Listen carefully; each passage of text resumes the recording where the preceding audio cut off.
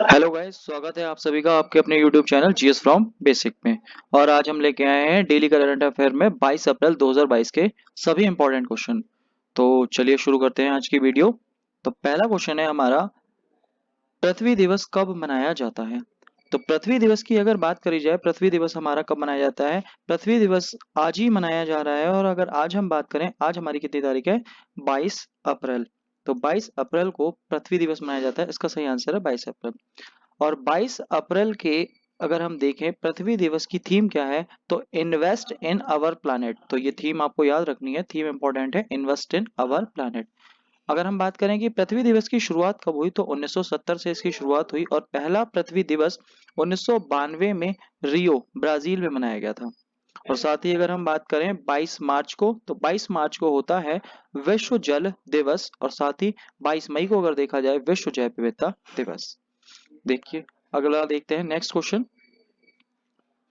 16 से 22 अप्रैल 2022 तक Invictus game 2022 का आयोजन कहाँ किया जा रहा है? तो अगर इसका हम देखें कि पहली बात तो कि इनविक्टस गेम, तो जैसे अगर देखा जाए पैरा ओलंपिक होते हैं, तो पैरा ओलंपिक अगर हम देखें तो पैरा ओलंपिक की ही तरह ही एक गेम होते हैं इनवेक्टस।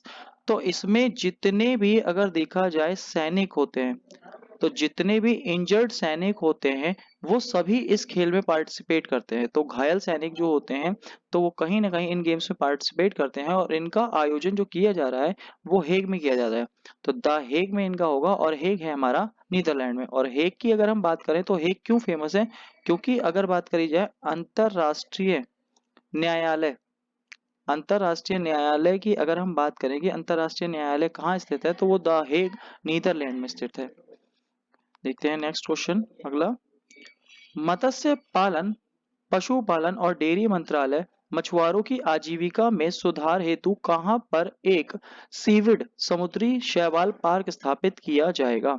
तो अगर हम बात करें कि समुद्री शैवाल, तो शैवाल की अगर बात करी जाए तो ये हमें देखने को मिलता है तमिलनाडु में।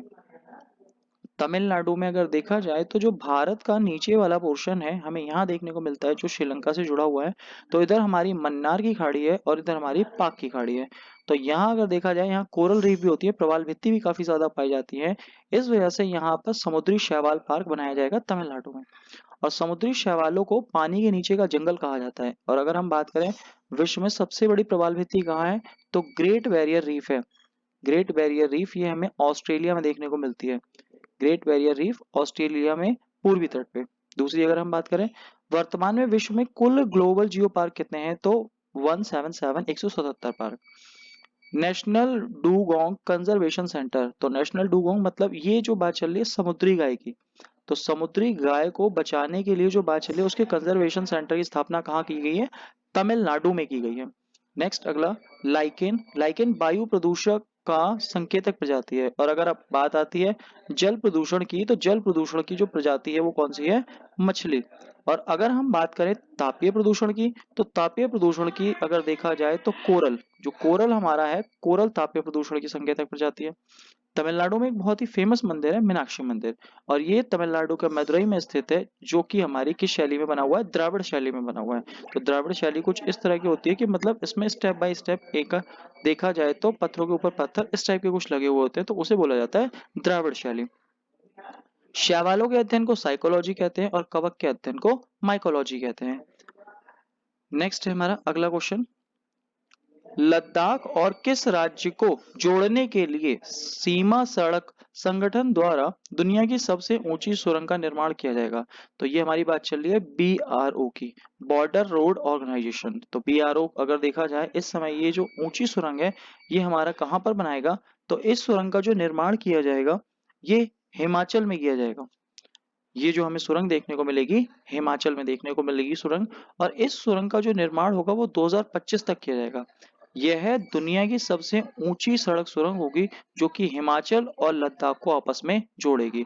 और इसके लिए एक प्रोजेक्ट चलाया जा रहा है, प्रोजेक्ट योजक। तो प्रोजेक्ट योजक के माध्यम से दुनिया की सबसे ऊंची सुरंग बन रही है जो लद्दाख और हिमाचल को जोड़ेगी।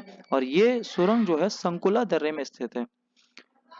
नेक्स्ट अगर हम बात करें कि अटल सुरंग या रोहतांग सुरंग, तो ये मनाली तथा लेह मार्ग है। चंबा सुरंग हमारी हिमाचल में है, जोजिला दर्रा हमारा लेह तथा श्रीनगर को जोड़ता है। और अगर बात करी जाए शेला सुरंग, तो ये विश्व की सबसे लंबी 2 लाइन वाली सुरंग है। जैसे सुरंगों में अगर देखा जाए केवल एक ही सिंगल लाइन होती है, तो यहाँ अगर बात करी जाए तो 2 लाइन है, एक आने की और एक जाने की। तो इस वजह से यहाँ हमें देखने को मिलेगी अरुणाचल में सेला सुरंग, और ये चीन को टक्कर देने के लिए भारत ने बनाई है, इसीलिए ये चीन बॉर्डर के पास है। वर्तमान में बीआरओ के अध्यक्ष राजीव कुमार हैं। और अगर बात करी जाए बीआरओ की पहली महिला कमांडिंग ऑफिसर कौन है, वैशाली हेवास।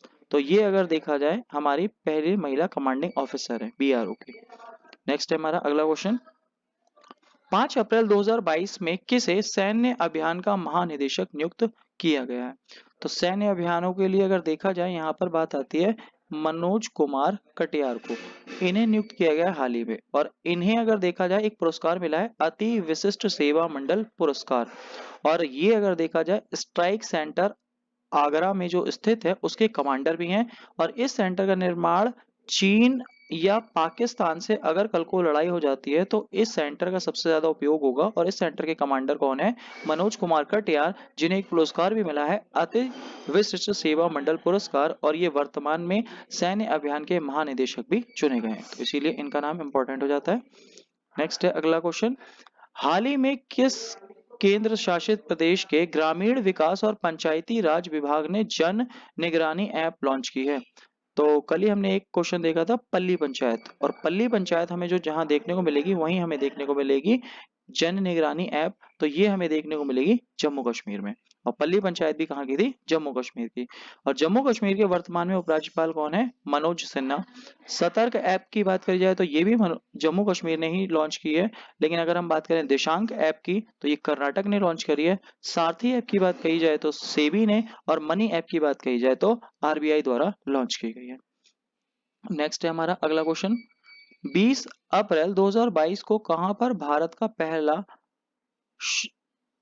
शुद्ध हरित हाइड्रोजन पायलट प्लांट की शुरुआत हुई है। तो ये अगर देखा जाए ये हमें देखने को मिलेगा जोरहाट आसाम। और आसाम अगर देखा जाए बहुत ही इंपॉर्टेंट है क्योंकि यहाँ एक महोत्सव मनाया जाता है वाइंगचुबा महोत्सव, तो ये आसाम में है। और इसके अलावा अगर देखा जाए एक और महोत्सव होता है हमारा बिहू महोत्सव, भी हमारा आसाम में होता है।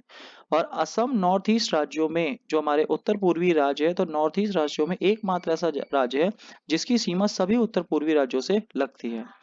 और असम का अगर पूर्व नाम अगर देखा जाए, पूर्व नाम की बात हम करें कि पुराना इसका नाम क्या है, तो असम का पुराना नाम है कामरूप। और यहीं अगर देखा जाए राष्ट्रीय जलमार्ग संख्या 2 स्थित है ब्रह्मपुत्र नदी पर सदिया से धुबरी।